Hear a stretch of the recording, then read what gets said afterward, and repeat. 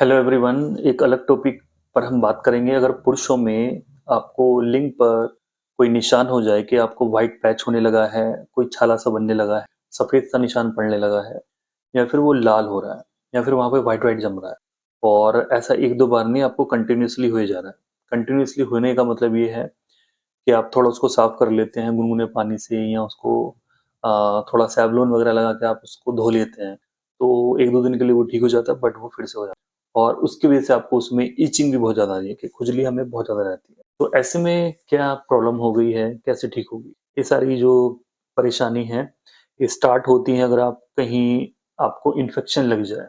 ठीक है, आप देखेंगे इस जगह जो प्रॉब्लम्स होती हैं वो इन्फेक्शियस डिजीज के अंडर आती हैं। मतलब कि आपको कहीं से कोई इन्फेक्शन लग गया है, और ये अधिकतर उन पुरुषों में दिखता है जो बाहर सेक्स करते हैं, या फिर उनकी जो पार्टनर है उसको कुछ प्रॉब्लम है, इचिंग वाली है, या लुकोरिया उसको ज्यादा है। इस तरह की जो समस्याएं होती हैं उसमें फिर वो राउंड राउंड घूमते रहते हैं, पर कॉज पता ही नहीं लगता है। तो कई बार देखा जाता है कि इस तरह के जो केसेस मिलते हैं वो एसटीडी में, सेक्सुअली ट्रांसमिटेड डिजीज में हम देखते हैं कि पेशेंट को गोनोरिया हो सकता है, सिफिलिस हो सकती है। तो उसकी जो है जांच करा के देख लेनी चाहिए, मेरी ओपिनियन ये होती है पेशेंट को। तो एड्स की, सिफिलिस की, गोनोरिया की, इनकी जांच करवा लीजिए आप डॉक्टर से मिलके अपनी स्थिति बता के। वो नहीं आ रही है तो बहुत अच्छा है। अगर आपकी बीमारी सही हो जाएगी तो आप बिल्कुल चिंता मत कीजिए। अगर उसमें रिपोर्ट में कुछ नहीं आ रहा है तो ये बहुत अच्छी बात है। आप इसलिए परेशान मत हुई कि डॉक्टर साहब मेरी रिपोर्ट में कुछ नहीं आ रहा है, मैं ठीक नहीं हो रहा हूँ। भाई अगर आपकी रिपोर्ट में कुछ ऐसा वैसा आ गया ना, तो आपकी जो बीमारी है वो डबल स्पीड से बढ़नी शुरू हो जाएगी। ठीक है, तो सबसे पहले आपको जो ट्रीटमेंट लेना है, आप ध्यान रखिए, जो भी आप इधर उधर जाते हैं उसको आप बंद कर दीजिए, या फिर आपकी जो पार्टनर है उसको कुछ ऐसे प्रॉब्लम्स हैं तो आप उसका ट्रीटमेंट लीजिए, और इतने आप जो है संबंध मत बनाइए।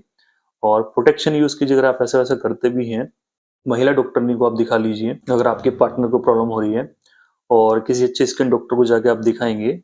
जो एसटीडी स्पेशलिस्ट होते हैं वो आपकी जो कंडीशन है उसको डायग्नोस करके उसके अकॉर्डिंगली आपको ट्रीटमेंट चलाएंगे, कि आपकी जो बीमारी है वो किसी बैक्टीरिया की वजह से हो रही है, किसी वायरस की वजह से हो रही है, या फिर आपको जनरली फंगल इन्फेक्शन हो चुका है।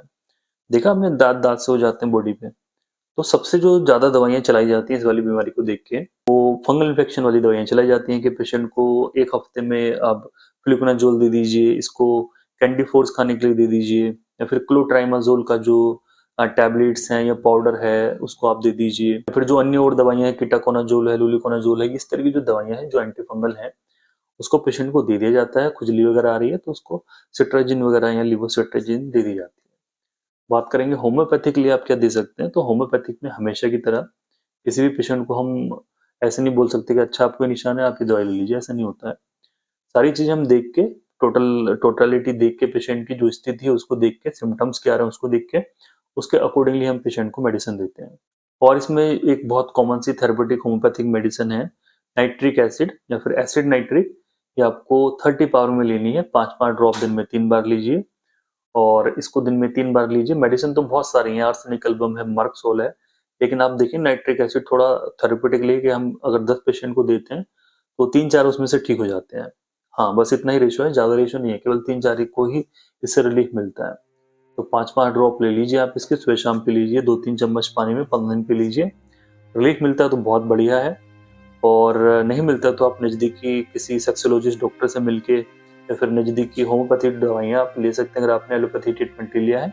तो अगर आपने होम्योपैथी ट्रीटमेंट नहीं लिया है, एलोपैथी ही ट्रीटमेंट लिया है, तो आप होम्योपैथी भी जरूर लीजिए।